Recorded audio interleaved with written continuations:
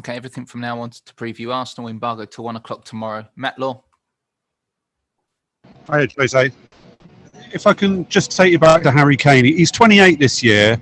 A lot of the big strikers and goal scorers who have played for you have played on very, very late into their sort of years. Zlatan 39, Drogba 40, Ronaldo's now 36, Eto'o 38. I just wondered, I know it's difficult to predict, but do you see a player in Harry Kane who could play on for sort of 10 more years at the top level if he wants to, and if he's okay with injuries? Best to ask him. Depends on what he wants to do, and I think it's even too early for him to think about that. I think he just enjoys his football, and when a striker is just that kind of goal scorer that can only play in that position, is more difficult, because when they lose that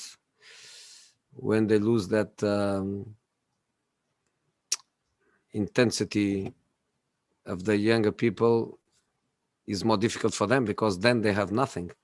But this kind of players, I think they get better with time, with experience, with understanding of the game. In this moment, you see Harry, you see Benzema, and Benzema is 33 already now. This kind of striker. They are very intelligent. They drop back, they assist, so they can transform their game. And later in their career, instead of be the 9 targets, they become the 9.5, and between the 9 and the 10, and they have football until they want.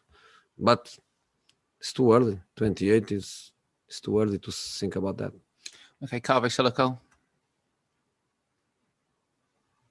Carve. Thank you. Jose, I just wanted to ask you about the balance of power in North London. Obviously, when Arsenal were winning titles, they were arguably the bigger side in North London.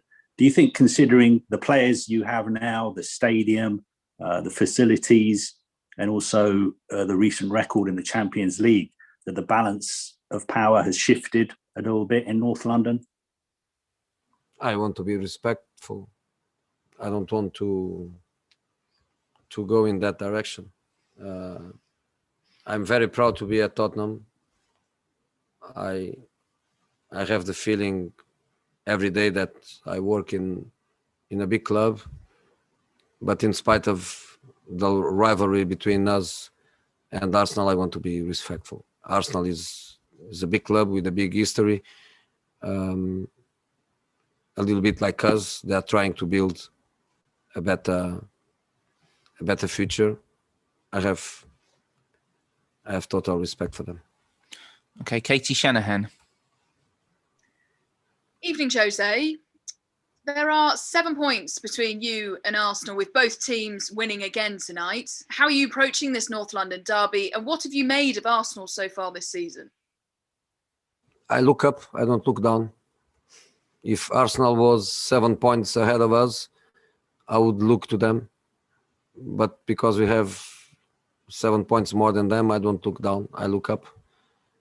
But at the same time, we look always to the next match. And if instead of Arsenal, it was Villa or Newcastle, because the next matches that we are going to play, would be exactly the same feeling. We feel that we are better than the position that we have on the table, and we want to improve that position, so we need points for that. So it doesn't matter the opponent, doesn't matter if it is a London derby. In fact, it's the 4th that we have in a row in the Premier League. It's a Premier League match. 3 points are there to fight for, and that's what we are going to try to do.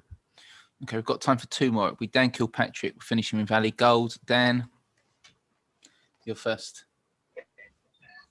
Hi, Jose.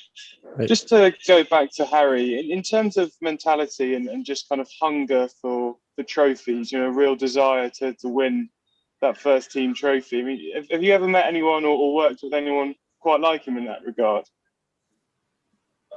I've been lucky enough to work with players with great ambitions, and it's not possible to have a career like mine without players with ambition.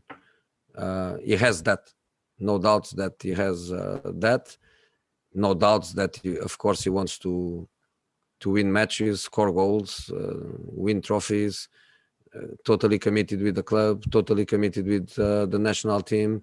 Is a very good example of a top professional, not just a top player, because sometimes top players are not top professionals, and vice versa. He's top player, he's top professional, and he's a great example for everybody. Okay, Ali Gold to finish. Again, Jose. You had Sergio Aurier back today, and obviously Matt Doherty's been in good, improving form in recent matches. How much of a battle is that for Sunday for the right back slot? That's amazing. They're both playing well, and that's what I want, and that's what I need, and that's what the team needs. Ben Davies, Reguilón,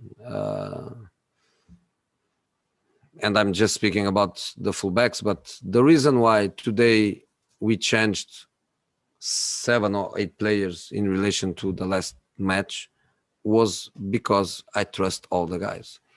Because the last time I did this, we lost against Antwerp, and everybody was killing me, and right so, because I make these decisions.